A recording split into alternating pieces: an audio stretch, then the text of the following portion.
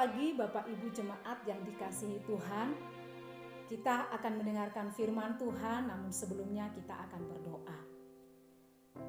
Kami bersyukur kepadamu ya Tuhan atas anugerah-Mu bagi kami semua saat ini, bahkan kesempatan yang sangat indah untuk boleh kami duduk, berdiam, dan mendengarkan firman-Mu.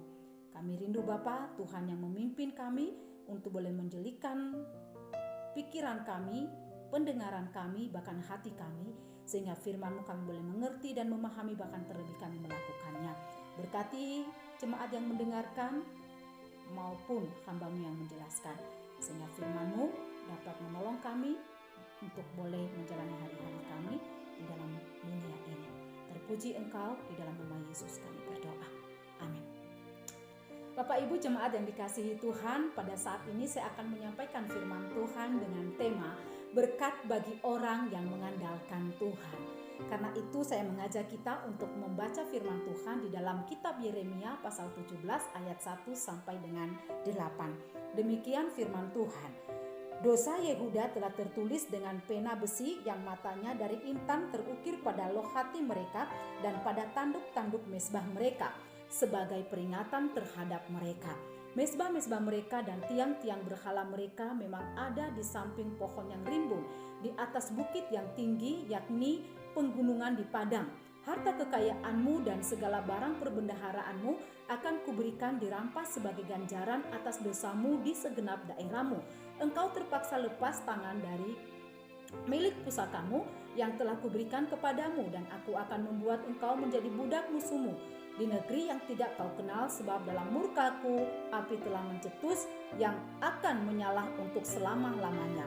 Beginilah firman Tuhan, terkutuklah orang yang mengandalkan manusia, yang mengandalkan kekuatannya sendiri dan yang hatinya menjauh daripada Tuhan. Ia akan seperti semak bulus di padang belantara, ia tidak akan mengalami datangnya keadaan baik. Ia akan tinggal di tanah angus, di padang gurun, di negeri padang asing yang tidak berpenduduk. Diberkatilah orang yang mengandalkan Tuhan, yang menaruh harapannya pada Tuhan. Ia akan seperti pohon yang ditanam di tepi air, yang merambatkan akar-akarnya ke tepi batang air, dan yang tidak mengalami datangnya panas terik, yang daunnya tetap hijau, yang tidak khawatir dalam tahun kering, dan yang tidak berhenti menghasilkan buah.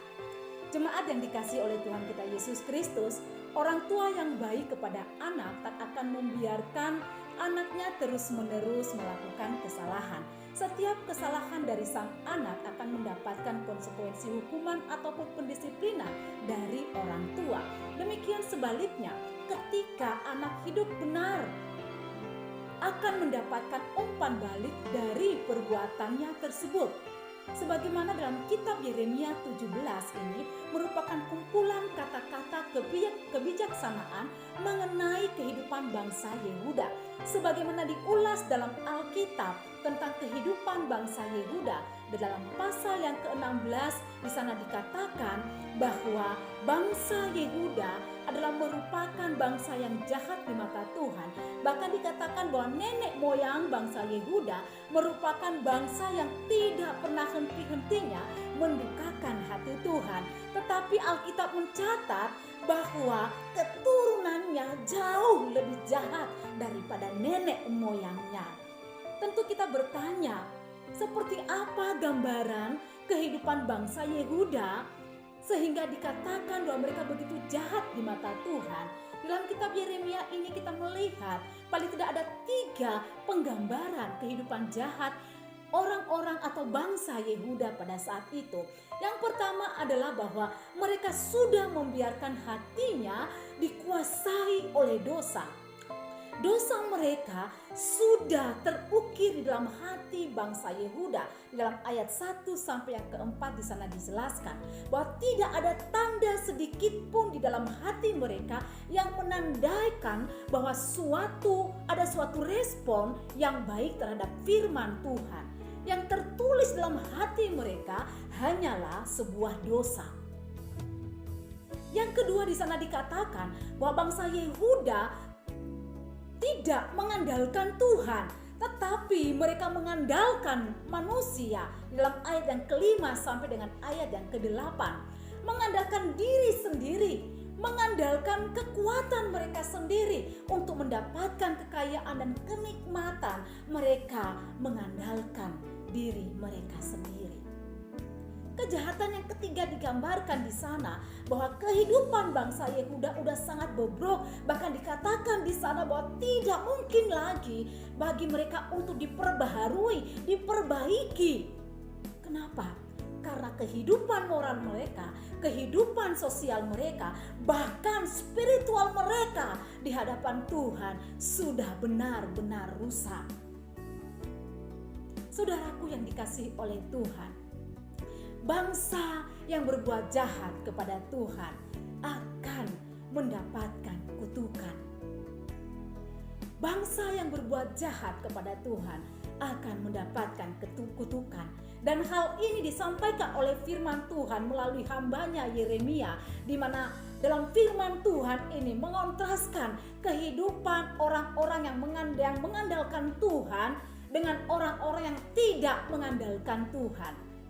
Orang-orang yang tidak mengandalkan Tuhan, maka mereka mendapatkan kutukan dari Tuhan. Sementara kehidupan mereka, sekalipun harta mereka banyak, tetapi mereka tidak bisa menikmati, tidak ada damai. Tetapi justru di sana dikatakan bahwa Tuhan menyerahkan mereka ke negeri orang lain. Bahkan Tuhan menyerahkan mereka di tangan musuh-musuh mereka untuk menjadi budak daripada para musuh-musuh mereka.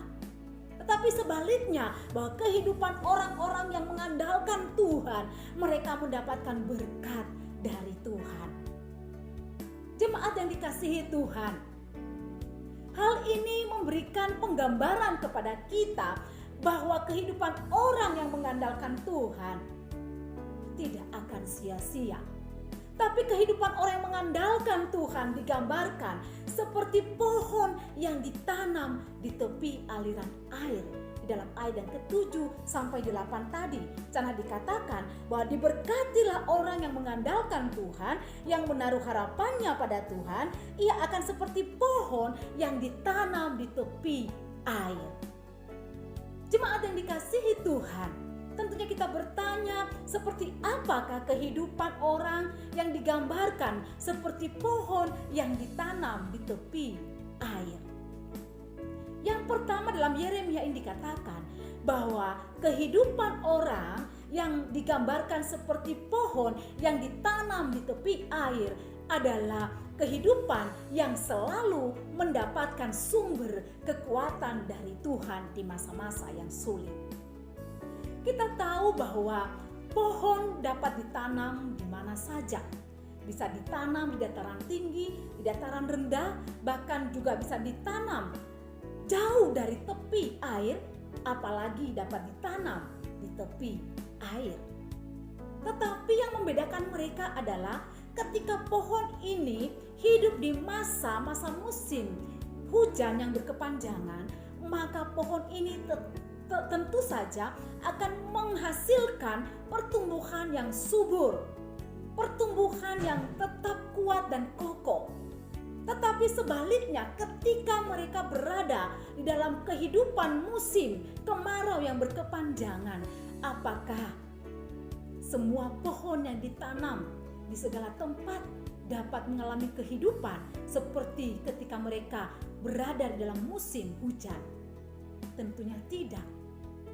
Kehidupan pohon yang berada di tempat atau ditanam di tempat yang kering, di daerah dataran yang jauh dari tepi air, maka pohon itu dalam masa-masa musim kemarau yang berkepanjangan akan mengalami kekeringan. Bahkan bila ada percikan api sedikit pun, dia akan terbakar. Tetapi berbeda dengan kehidupan pohon yang ditanam di tepi air, walaupun musim kemarau yang berkepanjangan, dia tidak akan pernah mengalami kekeringan. Ada apa? Karena ada satu rahasia. Karena akarnya melekat pada air yang ada di sekitarnya, sehingga dia mampu menyerap air-air yang ada di sekitarnya untuk menjadi sumber kekuatan dalam kehidupannya selama masa musim kemarau yang berkepanjangan. sehingga pohon-pohon yang ditanam di tepi air tidak akan mengalami kekeringan. Mungkin dia akan mengalami masa-masa yang sulit, tetapi dia mampu menghadapi itu. Kenapa? Karena dia berada di tepi air, dan air menjadi sumber kekuatan di dalam kehidupannya, sehingga pohon tersebut tetap tumbuh subur dan kokoh. Jemaat yang dikasihi Tuhan, orang-orang yang mengandalkan Tuhan dan percaya sepenuhnya kepada Tuhan digambarkan hidupnya seperti pohon yang ditanam di tepi air ini.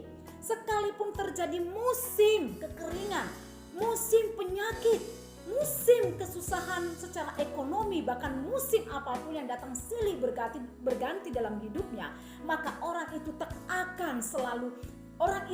selalu hidup melekat pada Tuhan. Dia akan selalu hidup damai dan sukacita karena akarnya melekat kepada Tuhan. Jemaat yang dikasihi oleh Tuhan, gambaran ini menunjukkan bahwa keadaan hidup manusia tak selalu baik adanya. Ada kalanya kita hidup melewati musim kemarau yang berkepanjangan.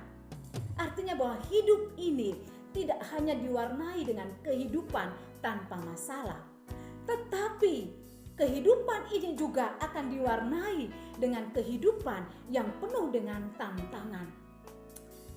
Bagi orang-orang yang percaya kepada Tuhan dan yang mengandalkannya di dalam kehidupannya, maka ia akan mendapatkan berkat. Berkat yang macam apa? Tentu berkat yang dimaksudkan di sini tidak sama seperti berkat di dalam konsep kita atau berkat yang kita inginkan secara keduniawian kita. Allah tidak pernah berjanji bahwa kita tidak mengalami masalah. Allah juga tidak pernah berjanji bahwa Allah akan melancarkan semua penyelesaian persoalan kita.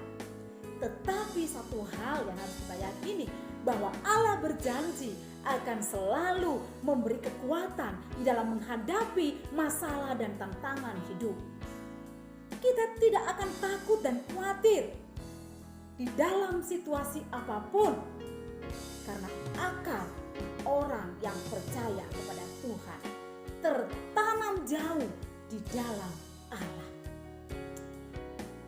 Kehidupan yang kedua yang digambarkan seperti pohon yang ditanam di tepi air adalah kehidupan di mana Allah akan menghadirkan damai dan kepuasan hidup di dalam Allah.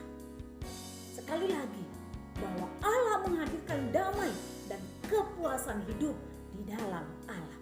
Alkitab mencatat bahwa orang-orang yang mengandalkan Tuhan di dalam hidupnya, ia akan seperti pohon yang ditanam di tepi air, yang selalu menghasilkan daun yang tetap hijau.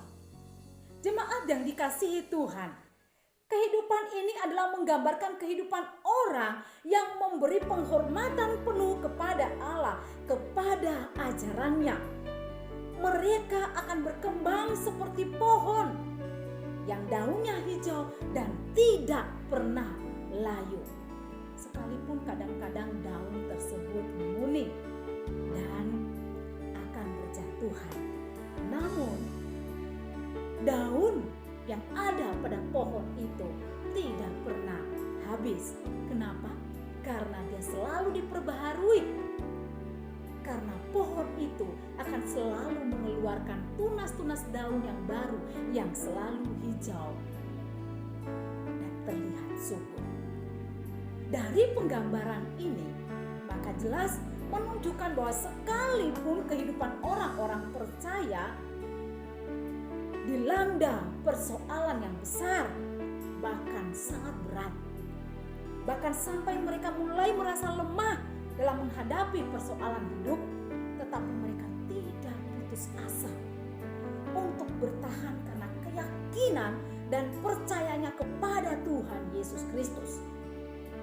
Pada saat mereka mulai lemah menghadapi masalah yang silih berganti. Di sana pun Allah memperbaharui kehidupan mereka. Allah memperbaharui kekuatan mereka dengan kuasa Allah sendiri, di mana Allah akan menghadirkan damai dan kepuasan hidup di dalam Allah. Mereka tidak akan cemas dalam kehidupannya. Kehidupan yang ketiga, bahwa pohon yang ditanam di tepi aliran air selalu menghasilkan buahnya. Maka kehidupan orang-orang yang mengandalkan Tuhan pada poin yang ketiga ini adalah kehidupan yang selalu menghasilkan buah. Sekalipun semakin ditekan, semakin dihimpit oleh masalah, tetapi semakin keluar buahnya. Dan buah itu bukan buah yang palsu, tetapi buah yang diperoleh melalui pengalaman hidup bersama dengan Tuhan. Inilah merupakan penggambaran hidup yang memberikan penghormatan penuh kepada Allah dan ajarannya. Maka mereka akan menghasilkan buah-buah dalam kekudusan dan kehidupan yang indah di hadapan Tuhan. Bapak Ibu jemaat yang dikasihi oleh Tuhan, di akhir pemberitaan firman Tuhan ini, saya ingin menegaskan bahwa apapun kesulitan dalam hidup ini, jangan pernah sekali-sekali bertindak dengan sendiri, apalagi sampai tindakan kita menghasilkan dosa dan kemurkaan Tuhan. Tetapi mari sebaliknya, kita selalu melakukan kebalikan dari kehidupan bangsa Yehuda. Kehidupan yang seperti apa?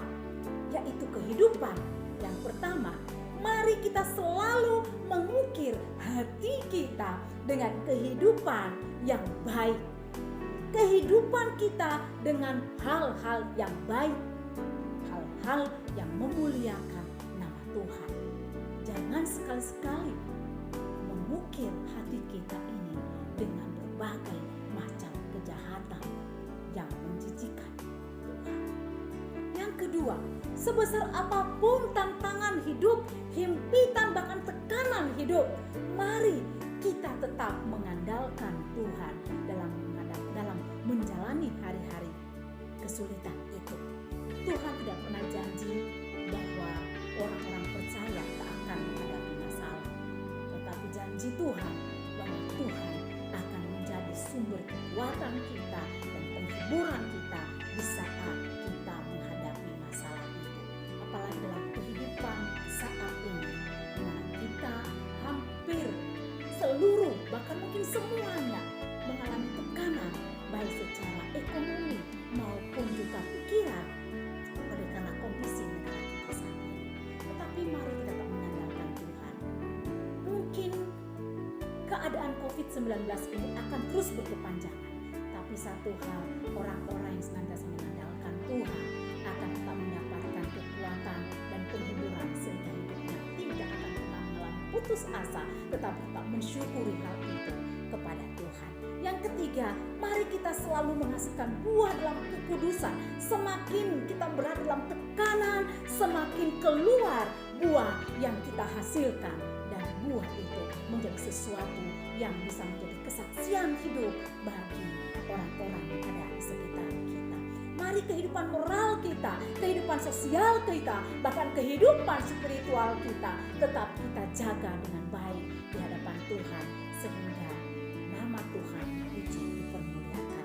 Biarlah apa yang dikatakan oleh firman Tuhan ini mengobarkan semangat dan keyakinan kepada Tuhan, sehingga kita selalu mengandalkannya. Karena Yeremia 17 ayat 7 tadi dikatakan di sana, diberkatilah orang yang mengandalkan Tuhan, yang menaruh harapannya pada Tuhan. Tuhan Yesus memberkati kita semua. Amin. Mari kita berdoa.